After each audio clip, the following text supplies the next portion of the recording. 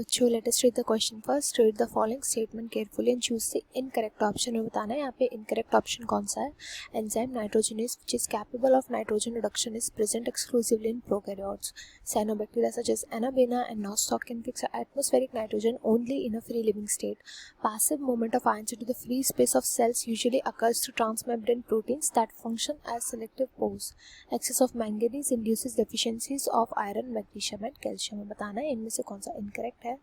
तो यहाँ पर जो हम की कंसेप्ट यूज करेंगे मोस्टली होगा नाइट्रोजन फिक्सेशन. एक एक करके इन स्टेटमेंट्स को पढ़ेंगे. सबसे पहली स्टेटमेंट है कि नाइट्रोजनस एंजाइम जो होता है वो केवल और केवल प्रोकैरियोट्स के अंदर ही नाइट्रोजन का फिक्सेशन करता है, which is a correct statement. Nitrogenous का क्या फंक्शन होता है? नाइट्रोजनस का फंक्शन होता है नाइट्रोजन से अमोनिया को बनाना. एंड ये एक्सक्लूसिवली का मतलब क्या होता है? मोस्टली ये केवल माइक्रोब्स के अंदर ही पाया जाता है. और माइक्रोब्स क्या होते हैं? प्रोकैरियोट्स. माइक्रोब्स के अंदर, बैक्टीरियाज के अंदर ही पाया जाता है. तो ये स्टेटमेंट बिल्कुल करेक्ट स्टेटमेंट है. सेकंड स्टेटमेंट में बोला गया है साइनोबैक्टीरिया जैसे कि एनाबेना, नॉस्टॉक होते हैं वो केवल और केवल फ्री लिविंग स्टेट में नाइट्रोजन का फिक्सेशन करते हैं, जो कि इनकरेक्ट है.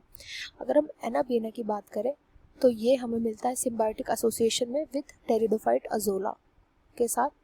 एंड नॉस्टॉक की अगर हम बात करें, दोनों के दोनों ही क्या है? साइनोबैक्टीरिया है. एनाबेना भी नॉस्टॉक भी दोनों साइनोबैक्टीरिया है. दोनों का फंक्शन होता है नाइट्रोजन को फिक्स करने का.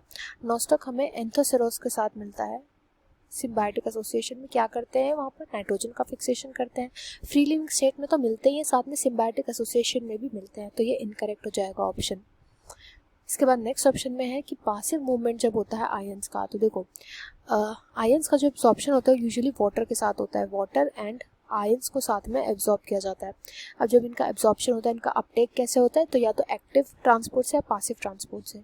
जब हम पासिव ट्रांसपोर्ट की बात करते हैं तो पासिव ट्रांसपोर्ट के अंदर जब इनका अपटेक किया जाता है तो हमेशा सेल की फ्री स्पेस में किया जाता है, क्योंकि फ्री में जा रहे हैं तो ये एटीपी नहीं देते. फ्री में जाते हैं, फ्री स्पेस में जाते हैं. फ्री स्पेस में किसके थ्रू ट्रैवल करेंगे? जब वाटर और आयन ट्रैवल करेंगे फ्री स्पेस में भी कुछ पोर्स के थ्रू ट्रैवल करते हैं. एंड ये पोर्स यूजुअली क्या होते हैं? ये ट्रांसमेम्ब्रेन प्रोटीन्स होते हैं. ट्रांसमेम्ब्रेन प्रोटीन्स होते हैं जो पोर्स की तरह एक्ट करते हैं.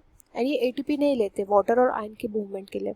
तो यहाँ पर जो 3 स्टेटमेंट है, थर्ड स्टेटमेंट ये भी एकदम करेक्ट लिखा गया है.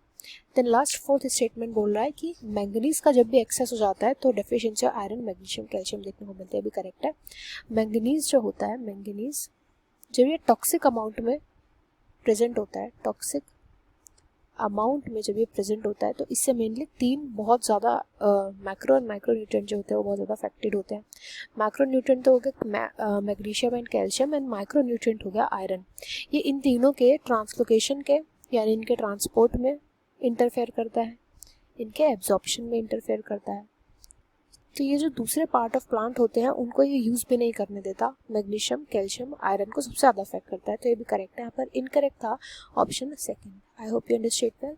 Best of luck and thank you.